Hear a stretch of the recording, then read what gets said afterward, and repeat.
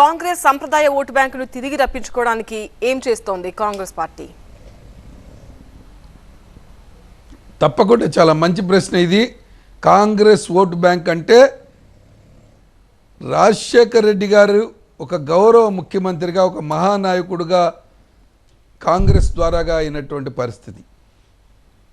అది యూపీఏ 1లో రాజశేఖర్ రెడ్డి గారు ముఖ్యమంత్రిగా ఈ రాష్ట్రంలో స్వర్ణయుగం అన్నమాట. అడగక ముందే రాజశేఖర్ రెడ్డి గారు ఊహించగానే యూపీఏ 1లో సోనియా గాంధీ గారు ఈ రాష్ట్రం నుంచి ఎక్కువ మంది పార్లమెంట్ సభ్యులు యూపీఏ 1కి ఒక బలమైనటువంటి మద్దతు ఇచ్చినటువంటి రాష్ట్రాన్ని స్వర్ణయుగంగా, అది పెన్షనా, ఇందిరమ్మ ఇళ్ళ, రాజీవ్ ఆరోగ్యశ్రీనా, లేదా ఇందిరమ్మ ఇళ్లతో పాటుగా పెన్షన్లు, ఇన్ఫ్రాస్ట్రక్చరు, పరిశ్రమలు, ఏది కావాలంటే అది ఆ రకమైనటువంటి ఫండ్స్ ఇచ్చినటువంటి పరిస్థితి. నేను నేరుగా అడుగుతా ఉన్నాను ఇవాళ మీ ద్వారాగా ఈ రాష్ట్ర ప్రజల్ని, మరి విదేశాల్లో ఉన్న తెలుగు ప్రజలు ఒక్కసారి విఘ్నులుగా ఆలోచన చేయండి.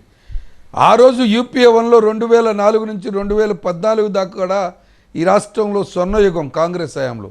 మీరు 2014 నుంచి ఇవాళ 2024 వచ్చింది.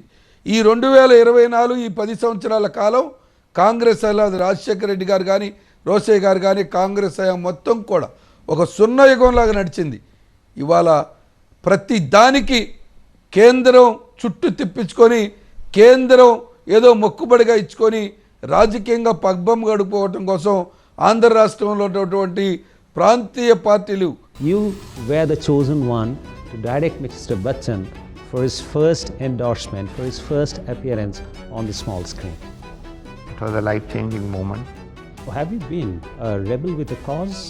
There was a sense of responsibility, there was a sense of frustration. Are you worried about cancel culture? You tell a story with a fierce psychosis, you're gonna spoil it anyway. This and more, streaming on News 9+. Subscribe now. ప్రభుత్వాలు కేసుల్లో మునిగిపోయి, అవినీతిలో మునిగిపోయి ఉన్నటువంటి దాన్ని ఎక్కడ వాళ్ళ అవినీతిలో మునిగిన దానికి శిక్షించబడతారనే భయంతో, ఆ భయం నుంచి, ఆ యొక్క కేసుల నుంచి బయటపడటం కోసం మోడీ దగ్గర మోకరిల్లి ఈ రాష్ట్ర ప్రజల యొక్క గౌరవాన్ని తాకట్టు పెడుతున్నారు. దీని నుంచి కాపాడటం కోసం కాంగ్రెస్ పార్టీ మోడీకి వ్యతిరేకంగా, మోడీ యొక్క దుర్మార్గ వ్యతిరేకంగా పోరాడుతున్నటువంటి ఏకైక పార్టీ కాంగ్రెస్ పార్టీ. ఇవాళ నేరుగా షర్మిలమ్మ గారు ప్రశ్నిస్తూ ఉంటే నరేంద్ర మోడీ గారు సమాధానం చెప్పరు. ఈ రాష్ట్రంలో ఉన్నటువంటి మోడీకి మద్దతు ఇచ్చేటటువంటిది. గల్లీలో చూస్తేనేమో జగన్మోహన్ రెడ్డి గారు, చంద్రబాబు నాయుడు గారు, మేము వాడి దొంగ, ఈడు దొంగ, నువ్వు బెయిల్ మీద ఉన్నావు, నువ్వు బెయిల్ మీద ఉన్నావు అని చెప్పుకుంటారు. ఢిల్లీలో వెళ్ళి పార్లమెంట్లో నరేంద్ర మోడీ గారు ఎప్పుడు బిల్లు పెడతారా, ఆ బిల్లుకు మనం మద్దతు చెబుదామా, ఆయన మెహర్బానీ ఎప్పుడు పొందుదామా అని చెప్పి పోటీ పడుతూ ఉంటారు. దీనికి తప్పకుండా విఘ్నులైన ఆంధ్ర రాష్ట్ర ప్రజలు తగిన విధంగా వీళ్ళకి బుద్ధి చెప్తారని చెప్పి ఆ విశ్వాసం కాంగ్రెస్ పార్టీకి ఉంది. తిరిగి ఇవాళ ప్రజలు కాంగ్రెస్ పార్టీని కోరుకుంటూ ఉన్నారు.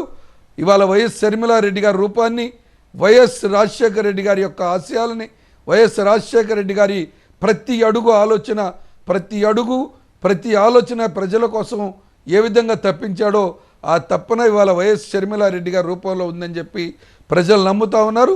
తప్పకుండా వైఎస్ షర్మిలమ్మ గారిని ఈ రాష్ట్ర ప్రజలు బలోపేతమైనటువంటి రాజశేఖర రెడ్డి గారి వారసురాలుగా గుర్తించి ముందుకు తీసుకెళ్తున్నారని చెప్పి మీ ద్వారాగా తెలియజేస్తా ఉన్నాను.